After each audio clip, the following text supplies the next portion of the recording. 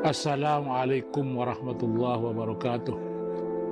Pesantren Ummul Qura ini didirikan dengan modal doa.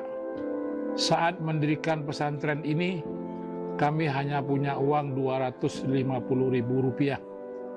Uang tersebut adalah tabungan selama beberapa tahun mengajar di pesantren lain. Meski tidak punya modal harta, tekad sudah bulat ingin mendirikan lembaga pendidikan Islam yang sesuai dengan visi. Suatu saat, seorang utusan dari Australia datang ke pesantren tempat kami mengajar.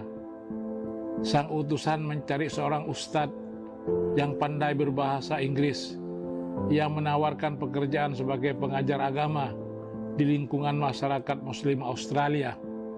Saat itu permintaan utusan tidak dapat dipenuhi.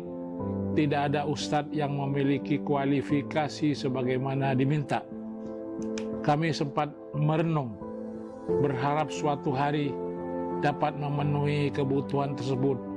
Caranya harus mendirikan pesantren yang menjadikan bahasa Inggris sebagai materi pokok. Cita-cita mendirikan pesantren pun terus bersemayam dalam diri. Berapa tahun setelah kedatangan utusan Australia, kami memulai pendirian pesantren. Mendirikan pesantren bukan perkara mudah. Butuh banyak uang untuk mendirikan pesantren. Sedangkan kami tidak memilikinya. Kami punya jalan lain. Jalan yang sudah dilalui banyak orang susah. Berdoa di samping berusaha. Doa yang dipanjatkan setiap malam berbuah. Bukan uang yang turun dari langit atau sajadah yang beranak rupiah. Ide, sebuah ide muncul di kepala membuat sertifikat akhirat. Sertifikat akhirat tidak langsung mendatangkan uang, masih butuh usaha. Kami berangkat membawa sertifikat akhirat ke Jakarta. Rumah demi rumah disalami. Kami tidak kenal malu. Mencari dana bukan untuk pribadi. Ini adalah perjuangan demi kepentingan masa depan anak bangsa. Rupiah demi rupiah pun didapat. Harga tanah waktu itu 2.500 per meter. Ada sekitar 6.000 meter tanah yang harus dibebaskan. Hasil muter mencari dana door to door belum mencukupi. Doa lagi. Kami tidak putus berdoa. Terngiang terus firman Allah dalam Al-Quran yang artinya, mintalah kepadaku, niscaya aku mengabulkan. Allah Maha Kaya, semua yang ada di dunia miliknya. Saat Allah berkenan, uang pasti datang. Doa kembali memberi hasil. Sebuah ide muncul, orang kaya banyak di Jakarta, di antara mereka pasti ada yang berjiwa dermawan. Kalau ada seorang yang membawanya ke rumah orang kaya tersebut, hasilnya pasti lebih besar. Kami diantar tukang masak ke rumah kenalannya. Doa itu terkabul. Si empunya rumah bersedia memberi uang 10 juta rupiah sebagai pinjaman. Meski pinjaman tidak mengapa. Dengan uang itu ditambah hasil sertifikasi akhirat, tanah seluas 6.000 meter pun dapat dilunasi. Tinggal memikirkan bangunan. Doa lagi. Memang itu sengaja pamungkasnya. Tabungan tidak ada, warisan pun tidak ada, apalagi harta benda. Dan pertolongan Allah itu selalu tiba. Seorang dokter memberi kabar gembira. Adiknya yang tinggal di Jakarta berencana membangun masjid. Singkat cerita, diadakan pertemuan antara kami dengan calon donatur. Dokter sebagai penghubung, adik dokter yang sekarang insinyur bersedia membangun masjid di lokasi pesantren. Dengan bismillah, kami membangun tempat tinggal di dekat masjid. Bukan rumah, sebuah bedeng berukuran 3 kali 2 meter. Dindingnya triplek, atapnya asbes, lantainya tanah. Agar dapat tidur nyaman, dibuatlah balai. Fungsi balai tersebut sebagai tempat istirahat sekaligus tempat menerima tamu. 30 tahun berlalu, doa demi doa terus dipanjatkan. Pesantren pun berkembang.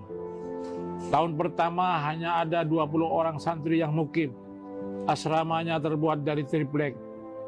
Atapnya asbes. Kelas pun di bawah pohon, di serambi masjid, bahkan di depan kamar. Saat musim hujan, sendal terjebak dalam lumpur karena sebagian area pesantren masih berupa tanah merah. Kamar santri kebocoran, kelas pun kebanjiran. Saat musim kemarau, panasnya buat keringat sebesar jagung memaksa keluar dari pori-pori. Sekarang kamar triplek sudah tidak ada, berganti dengan dinding tembok yang kokoh, kelas yang tidak berjendela, dan pintu yang langganan kebanjiran sudah berubah menjadi gedung permanen. Lantai tanah berganti keramik dan granit. Halaman yang becek sekarang dilapisi aspal dan coran. Kamar mandi yang berlumur berubah menjadi kamar mulus berlapis keramik. Air yang seperti bajigur di musim hujan sudah tinggal kenangan. Pesantren sudah diberi kemampuan untuk membuat sistem penjernihan air. Santri sudah bisa menikmati air yang lebih jernih. Luas pesantren bertambah. Kurang lebih sudah 12 hektar tanah dimiliki. 8 hektar sudah dibangun. Asrama, kelas, ruang makan, dan masjid berdiri megah. Bahkan santri sudah memiliki fasilitas olahraga yang memadai. Lapangan futsal indoor yang nyaman, bersanding dengan lapangan basket, bulu tangkis, dan voli. Bahkan lapangan besar untuk sepak bola pun telah terhampar, lengkap dengan rumput hijaunya. Di depan masjid nan megah yang bisa menampung 5.000 jamaah, terdapat taman dan indah. Setiap kali mata memandang, tak menyangka dulu ini hanya sekedar impian. Santri sudah tembus angka 4.250 orang, berasal dari berbagai daerah di tanah air. Dari mulai Aceh sampai Lampung mewakili Sumatera, Banten sampai Jember mewakili Jawa, Kalimantan, Sulawesi, Maluku, Nusa Tenggara, bahkan sampai ke Papua. Pesantren Ummul Qura Al-Islami menjadi miniatur Indonesia. Semua anak bangsa ada di sini, berjuang mencari ilmu untuk bekal masa depan nan gemilang. 3 dasawarsa pesantren Ummul Qura Al-Islami telah melahirkan lebih dari 5.000 alumni. Mereka tersebar ke segala pelosok negara, bahkan dunia. Ratusan sudah menjelajahi kampus-kampus ternama di dunia. Alumni yang selesai kuliah mengabdi di masyarakat.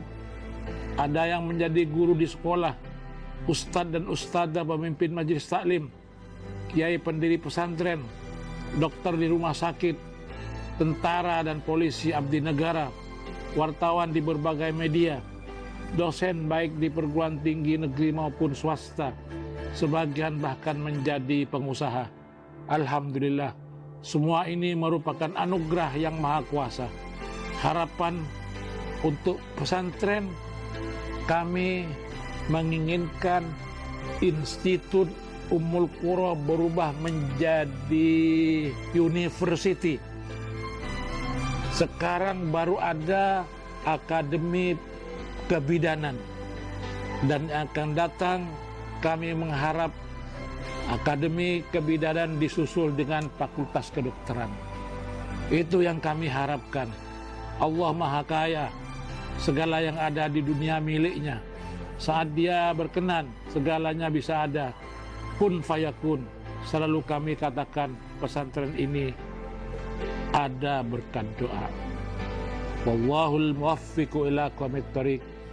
Wassalamualaikum warahmatullahi wabarakatuh.